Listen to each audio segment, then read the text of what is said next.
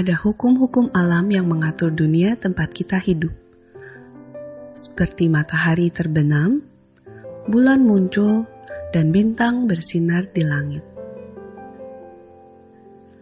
Bumi dan planet terus berputar.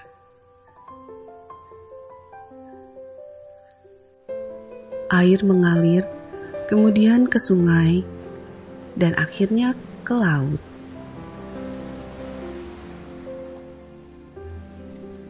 Saat musim dingin berlalu, musim semi tiba dan bunga-bunga bermekaran. Seperti kita melihat hukum alam ini di dunia, ada juga hukum rohani antara Allah pencipta langit dan bumi dan manusia. Tuhan Allah mengasihi saudara dan mempunyai suatu rencana yang indah bagi hidup saudara.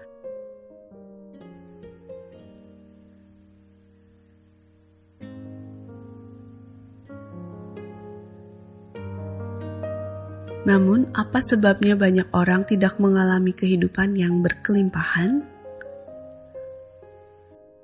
Manusia penuh dosa dan terpisah dari Tuhan Allah, sehingga ia tidak dapat mengetahui dan mengalami kasih dan rencana Allah bagi hidupnya.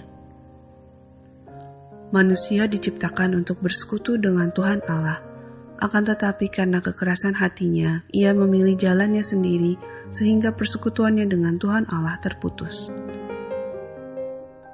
Menurut Alkitab, kekerasan hati untuk memilih jalan sendiri dan ingin bebas dari Tuhan Allah disebut dosa dan diwujudkan baik dengan sikap melawan maupun dengan sikap masa bodoh.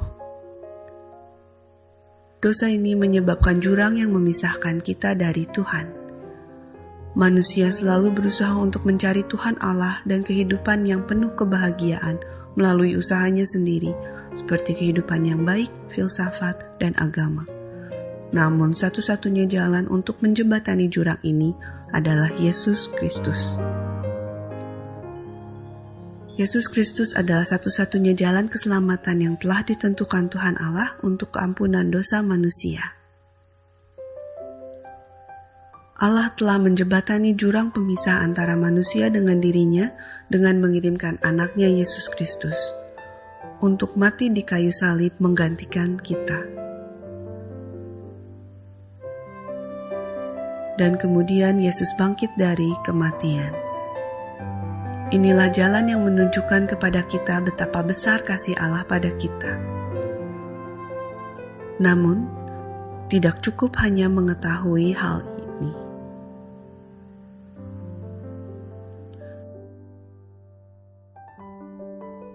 Kita harus menerima Yesus Kristus menjadi juru selamat dan Tuhan kita dengan mengundangnya secara pribadi. Dengan demikian, kita dapat mengetahui dan mengalami kasih dan rencana Allah bagi hidup kita. Kita menerima Kristus dengan mengundangnya secara pribadi. Yesus sedang mengetuk pintu hati kita. Kalau kita mendengar suaranya dan membuka pintu hati kita, Kristus akan masuk dalam hidup kita dan kita dapat memulai persekutuan dengannya. Kedua lingkaran ini menggambarkan dua macam kehidupan. Lingkaran sebelah kiri menggambarkan hidup yang dikuasai oleh si aku.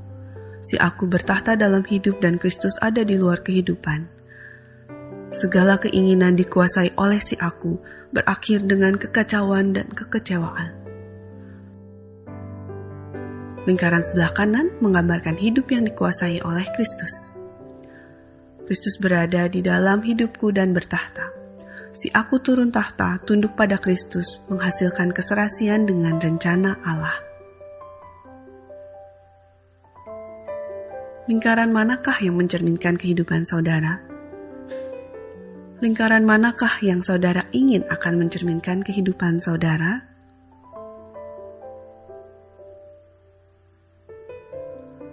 Saudara dapat menerima Kristus sekarang juga dengan doa berdasarkan iman. Doa adalah percakapan dengan Tuhan.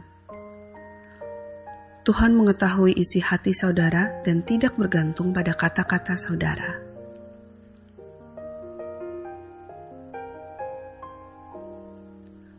Berikut ini adalah salah satu saran doa.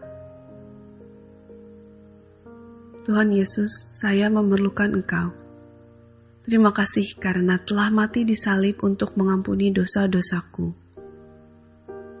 Saya membuka pintu hatiku dan menerima Engkau sebagai Juru Selamat dan Tuhanku. Terima kasih karena mengampuni dosa-dosaku dan memberiku hidup kekal. Kuasailah tahta hatiku. Bentuklah saya menjadi seorang pribadi yang sesuai dengan kehendak-Mu.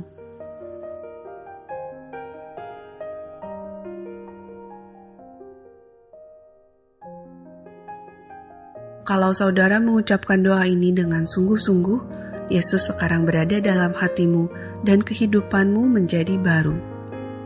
Dosa-dosa saudara telah diampuni, saudara memiliki hidup kekal dan menjadi anak Tuhan. Persekutuan dalam gereja yang baik sangat penting untuk bertumbuh dalam persekutuan dengan Tuhan. Kalau ada beberapa potong kayu bersama-sama terbakar, maka nyalanya besar. Tetapi jika salah satu potong diambil dan dibiarkan sendirian, padamlah apinya.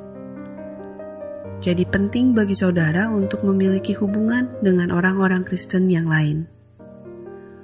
Hubungilah atau kunjungi gereja yang berdekatan di mana Kristus diagungkan dan firman Allah diberitakan.